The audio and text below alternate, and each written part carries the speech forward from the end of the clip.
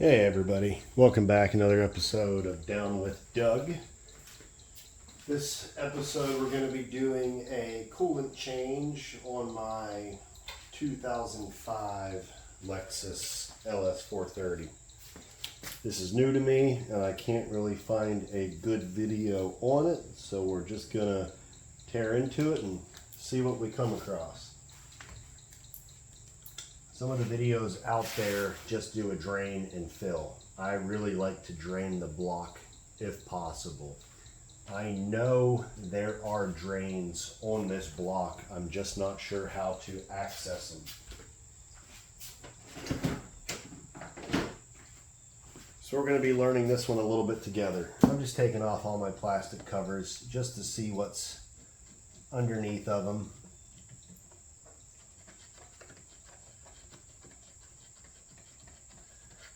They have these little Phillips heads that just back them out and then you can pull them out.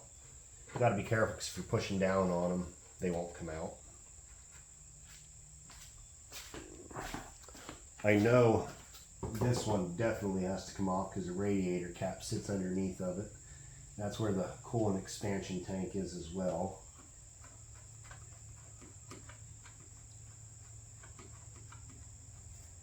But just for clarity, I want to pull everything off.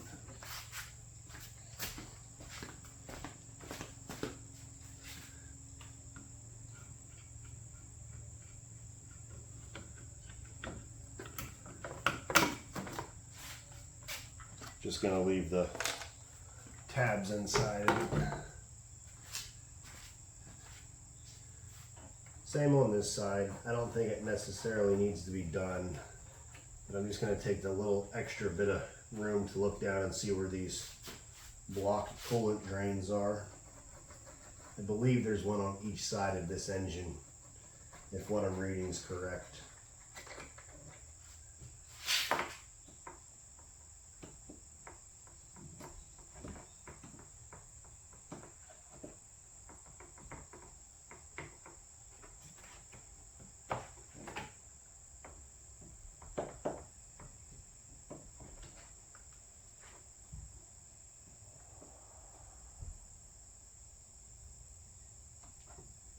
I really dislike this design of these clips.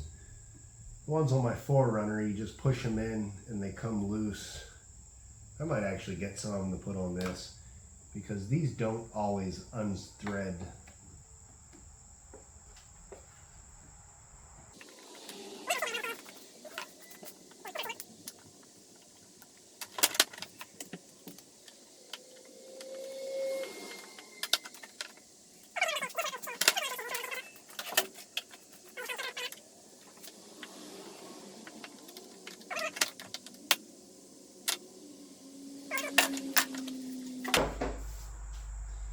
Again, that wasn't necessarily needed, but I just wanted a little extra room to look down and see where these drains are.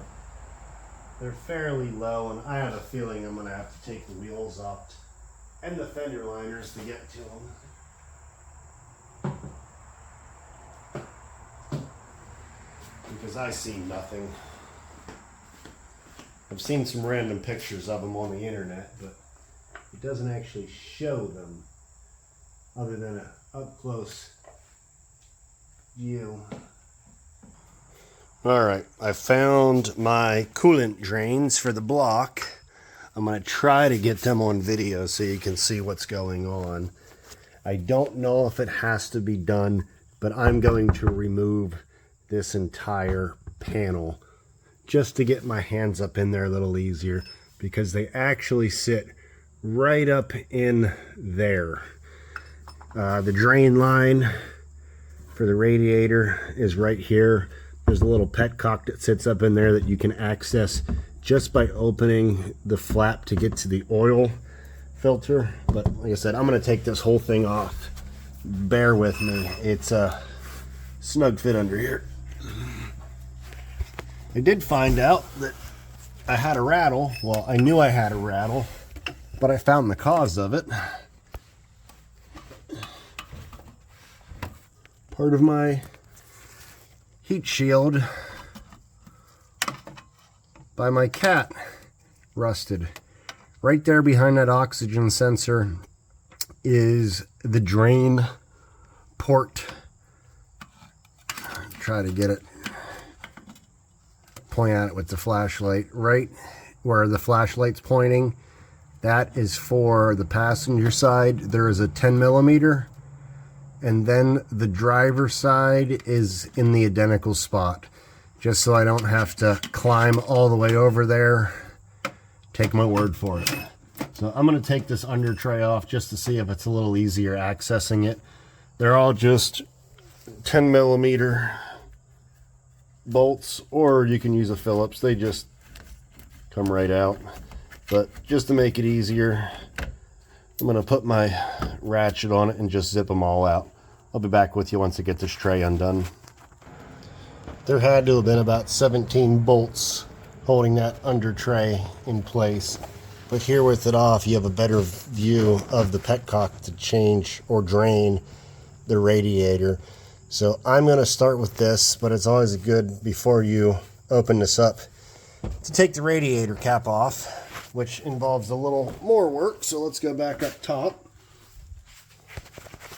We got a couple more fasteners to take out under the hood just to gain access to the radiator. And they're very similar screw type fasteners.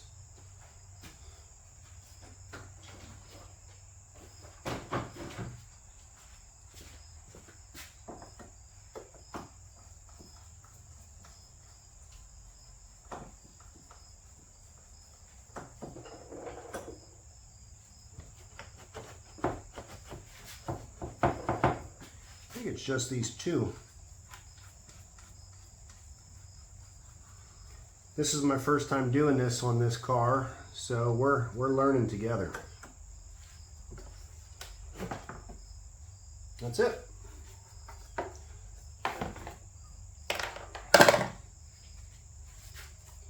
This radiator cap is a little warm. My wife drove this a little over an hour ago. So I'm going to use a towel just to open it up. Last thing you want to do is spray hot coolant all over yourself. That's not an issue.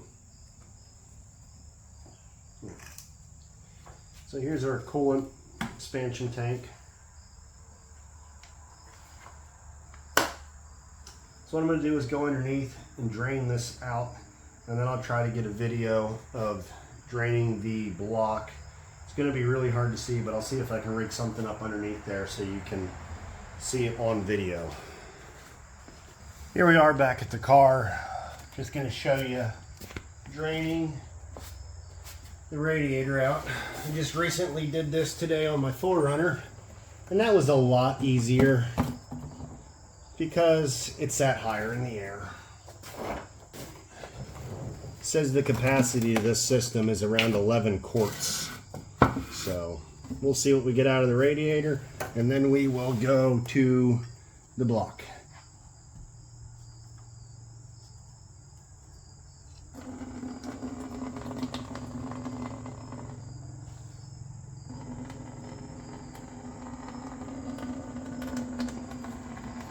I'm sure it's not really preferred doing this on an incline, but I don't have a lift, so doing this on ramps is my only option right now. So again, there behind the oxygen sensor is the driver's side block drain. As much as I really want to get this on camera for you guys, there is no way that I can hold a camera and get my arm up in there. So I'm going to try to get this drained out, and then when we're done, we'll see if there's any chance of getting the passenger side on video. And hopefully by then the radiator's empty and we can move on to the next step. Alright, we're back. It seemingly took 5 hours to drain the block. Between the driver's side and the passenger side drain ports, it took forever draining at a trickle pace. But I was able to get almost a gallon out of the radiator. and between the two sides of the block I got another gallon. So now we're going to go through the process of filling the radiator back up. I currently have this up on ramps so I could get under it. I'm going to start filling it up while it's still on ramps. That's not going to make a difference. I use this in my 4Runner coolant video. This is the EP Auto funnel set for radiators. It comes with a bunch of different adapters that you can use for various makes and models. There's all the parts it comes with. I already know if this is similar to my 4Runner, I need this blue one to fit the radiator, and that's it. We're going to mount that on there, get it snug, get the funnel in place, and start filling. And hopefully all my ports are closed off and I'm not spilling coolant all over the ground. This is the Toyota Genuine Long Life 50/50 premix. This is what they recommend, so this is what we're putting in it. I got this for about $16 a gallon online when one of the, well, not one of them, Toyota was having a sale on parts and accessories. It was 25% off. This stuff usually runs around $19, $20 a gallon. List price is a little higher, but most dealerships sell it cheaper.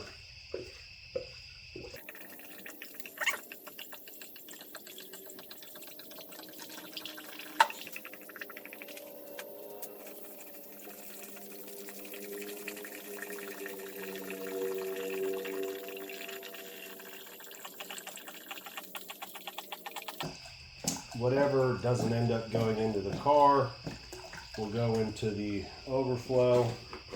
And whatever's left from there is going to end up going right back in the container for next time. So now that we have it roughly filled, we need to start the vehicle to purge the system. Just making sure everything's out of the way. It could rumble down inside the engine bay. I just put the under tray back on and I don't feel like going fishing for parts.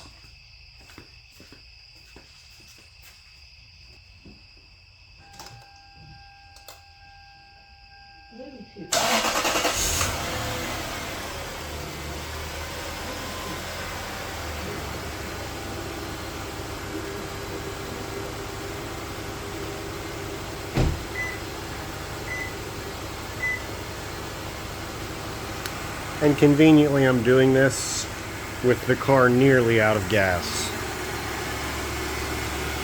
Here you can see the air bubbles purging from the system. Right now I have the heat on. After a few minutes I'm going to cycle it from vent right in your face to defrost. I don't know if it makes a difference, but just to get coolant through the whole system. I'm going to let this go for a little bit, and then after all the air is purged out of the system, I'll show you what's next. Alright, the car's been running for approximately 10 minutes. I just shut it off. The amount of bubbles that were coming out of the radiator were pretty minimal at this point. So I'm going to use the stopper that's included with the funnel. Just keeps it from spilling off. I'm going to pop the top on the overflow. And then whatever's left in the funnel, I'm going to dump into the tank. There's a little full mark on the side. You can't really see it on camera. But just going to fill it up till it's at the full mark.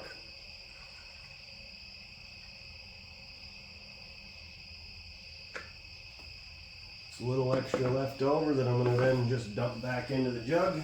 The only thing left to do is to remove this adapter cap, which has a little bit extra coolant in it, so it's going to spill off.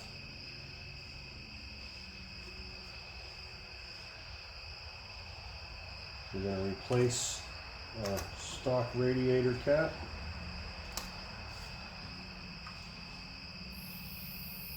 Can't forget to put my overflow hose on the reservoir. And other than replacing the trim, that's all that's to a coolant replacement on a Lexus LS430. If you found the video helpful, please give a like as it helps. I will put the products that I used in the description. Some of them are affiliate links, so if you find anything of interest and you want to help the channel, please make a purchase below. But other than that, thanks for watching. Have a good night.